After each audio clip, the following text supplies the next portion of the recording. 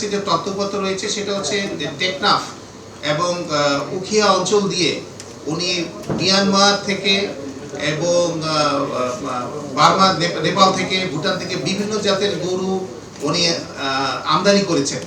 যেহেতু এটা একটা বিরাট বড় এরিয়া, অনেক বড় একটা পোরাস বর্ডার, আমাদের ধারণা যে হয়তোবা এখানে অন্য কেউ কোনো ব্যক্তি এবং গোষ্ঠী তাদের সাথে জড়িত থাকতে পারে। তো এই বিষয়টি তদন্তাধীন রয়েছে, আমরা সামনে আপনাদেরকে জানাতে পারি। উনি যে মানি লন্ডারিং করেছেন এই বিষয়ে আমরা কিছু ব্যাংকিং অবৈধ লেনদেনের আমরা তথ্য পেয়েছি।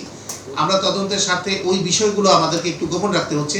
যে ব্যাংকগুলোতে, আমরা কোনো ব্যাংকের নাম উল্লেখ করছি না, উনি প্রচুর সম্পদের মালিক হয়েছেন। তাছাড়া মোহাম্মদপুর এলাকায় উনি সরকারি খালের জমি ভরাট করে সেখানে অবৈধভাবে ব্যবসা করেছেন। তাছাড়া ওনার নামে প্রচুর জমি, আমরা প্রাথমিক তদন্তে যেটা জানতে পেরেছি, প্রচুর স্থাবর সম্পত্তির অনেক প্রমাণ পাওয়া গেছে।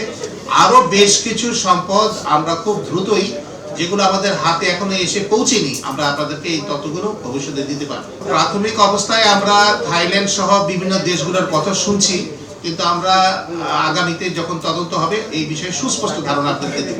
উনি ব্রাহ্মা জাতের যে গরুগুলোকে অবৈধভাবে আমদানি করেছিলেন সেগুলো ঢাকা কাস্টমস হাউস কর্তৃক কিন্তু আটক করা হয়েছিল এবং সেই আটককৃত গরুগুলোকে কৃত্রিম গো প্রজনন কেন্দ্র সাভারে রাখা হয়েছিল এবং পরবর্তী পর্যায়ে কৃত্রিম গো প্রজনন কেন্দ্র থেকে সিদ্ধান্ত দেওয়া হলো যে এই গরুগুলাকে আপনি জবাই করে আপনি সুলভ মূল্যে, ন্যায্য মূল্যে মানুষের মাঝখানে দিয়ে দেন, বিক্রি করে দেন। কিন্তু প্রবলেম হলো যে উনি এই গরুগুলাকে জব করেন নাই। জব না করে উনি জালিয়াতির মাধ্যমে কাগজ তৈরি করেছেন যে উনি জব করেছেন। আসলে উনি জব না করে এই গরুগুলাকে তিনি উচ্চ মূল্যে 11 কোটি টাকা মূল্যে উনি বিক্রি করেছেন এবং এই টাকাটাকে উনি দেশের বাইরে লন্ডার করেছেন।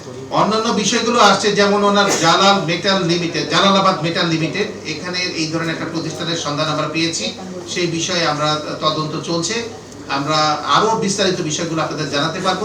মানি লন্ডারিং আইনে যে অনুসন্ধান হয়েছে প্রাথমিক অবস্থায়, অনুসন্ধানের পরবর্তী পর্যায়ে আমরা এই মামলায় উপনীত হতে আমাদের যে তথ্য প্রমাণগুলো দরকার ছিল সেগুলো আমি সরকারের বিভিন্ন সংস্থা, বিভিন্ন ব্যাংক থেকে আমরা পেয়েছি। তার ভিত্তিতেই কিন্তু আমরা এই মামলাটা চলমান স্টার্ট করেছি। পরবর্তী পর্যায়ে অর্থাৎ তদন্তের পর্যায়ে যখন আরো অনেক কিছু রিভিল হবে আমরা অবশ্যই আপনাদেরকে জানাবো।